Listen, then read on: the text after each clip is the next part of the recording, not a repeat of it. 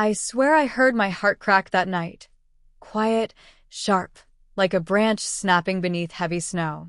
It started with a laugh. Not just any laugh, her laugh. The one I used to fall asleep to when we still believed in forever. But that night, it wasn't meant for me. It came from across the table, where my wife, Emily, leaned toward another man, her hand brushing his arm as if it belonged there. We were at her company's annual dinner. I went because she'd asked, though looking back, I doubt she really wanted me there. Her boss, some golden boy named Tyler, had thrown a private party to celebrate a major deal. It was one of those nights filled with overpriced wine and empty flattery, where everyone tried too hard to seem important. Emily fit right in. Me? I fix HVAC systems. I fix what's broken.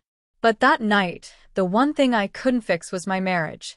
Relax, Daniel, Emily whispered with that tight, polished smile she saved for public appearances. You look like you'd rather be anywhere else. I probably would, I said under my breath. You've been talking to that guy for half an hour. You've barely looked at me. She rolled her eyes. God, not this again. He's my coworker. Can I talk to people without you turning into some jealous cliché? I'm not jealous, I started, but she cut me off, still smiling for the crowd. Then stop glaring like you're about to throw a punch. I looked at her. Perfect lipstick, elegant dress, the faint scent of perfume I used to love. But that night, all I saw was a woman who'd outgrown me. Someone who looked happier in another man's company than in her husband's arms. I tried to calm down, took a deep breath, and that's when Tyler leaned close and whispered something in her ear. She laughed again, tilting toward him. My grip tightened around my glass, so hard I nearly shattered it. Then she turned to me, her eyes cold beneath her practiced smile. If you're that jealous, Daniel, she said softly, venom laced under every word, then go home. Her words cut through me like a blade. Go home if you're jealous, she repeated, a challenge, not a suggestion. So I did. I stood, grabbed my coat, and walked out without another word. The drive home was silent, just the hum of the tires and her voice echoing in my head. Go home if you're jealous. It sounded less like advice, more like dismissal. When we first got married, she used to cling to my arm at parties, proud to introduce me. This is my husband, Daniel. He can fix anything, she'd say with that glowing smile that made me feel 10 feet tall. But after her promotion, after her new circle of high flyers, that pride faded. I became just Daniel, the guy who didn't quite fit her world. I parked outside her house and stared at the empty passenger seat for what felt like hours. My phone buzzed, a few texts from coworkers, maybe a friend. But not from her. Not a single message asking if I got home safe. I didn't sleep. Every time I closed my eyes, I saw the way she looked at him. The smirk, the hand on his arm, the sparkle in her eyes that used to be mine.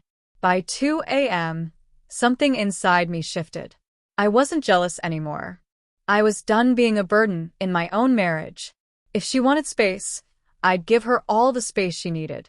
When she stumbled in at 3:47 a.m., I pretended to be asleep. I heard her heels tap across the floor, then stop. The air filled with the scent of whiskey and men's cologne. Not mine. She hesitated for a moment, maybe looking at me, then whispered something under her breath and tiptoed into the bathroom. The shower came on. That's when I saw it, a dark smear of lipstick on her collar. Not the color she wore earlier. My stomach twisted. I wanted to get up, to demand answers, to shout why, but I didn't. Morning would tell me everything I needed to know. When the sun came up, I brewed a pot of coffee, quietly packed my things, just the essentials, clothes, tools, a few keepsakes. I took off my wedding ring and placed it next to her favorite mug. By the time she woke, I was gone. At 8:32 a.m., my phone started ringing. Her name lit up the screen. I ignored it. Then came the texts.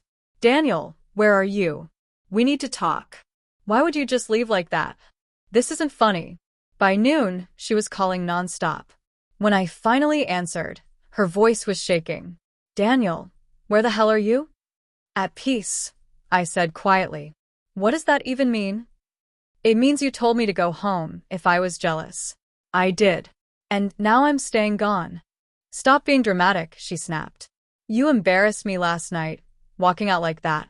People were asking where you went. Maybe you should have told them I went home, like you told me to. She went silent, then said softly, You're overreacting. I didn't do anything wrong. I laughed bitterly. You came home at nearly 4 a.m. smelling like someone else's cologne, and you think I'm blind?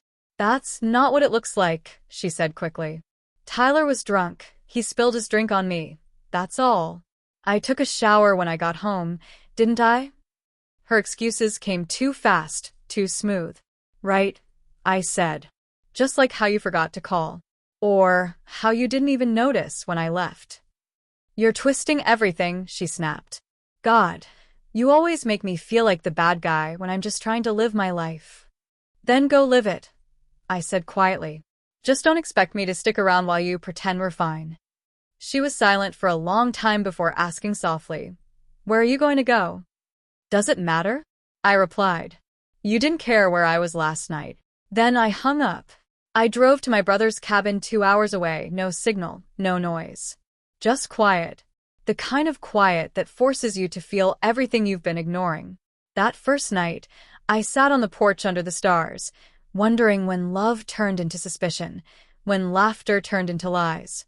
The truth hit me hard. I'd been fighting for a version of her that didn't exist anymore. The next morning, I got a voicemail. Her voice was fragile, breaking. Daniel, please call me. I didn't mean what I said. I was drunk and stupid. I shouldn't have told you to go home. She paused, and I heard her start to cry. I don't even know why I flirted with him. It meant nothing. But when you left, it felt like I lost everything. Please come back. We can fix this. For a moment, my heart wavered. But then I remembered her eyes that night, cold, indifferent.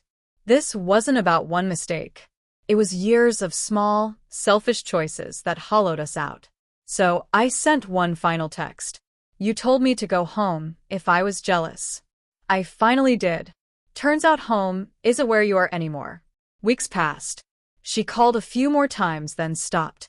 Through mutual friends, I heard she quit her job soon after. Apparently, rumors spread about her and Tyler. Karma, I guess. As for me, I started over. Rented a small place, went back to work, rebuilt my peace one day at a time. It still hurts sometimes. I still think about her laugh, how it used to belong to me. But the pain doesn't control me anymore. Because the night she told me to go home, she thought she was pushing me away out of spite. She didn't realize she was setting me free.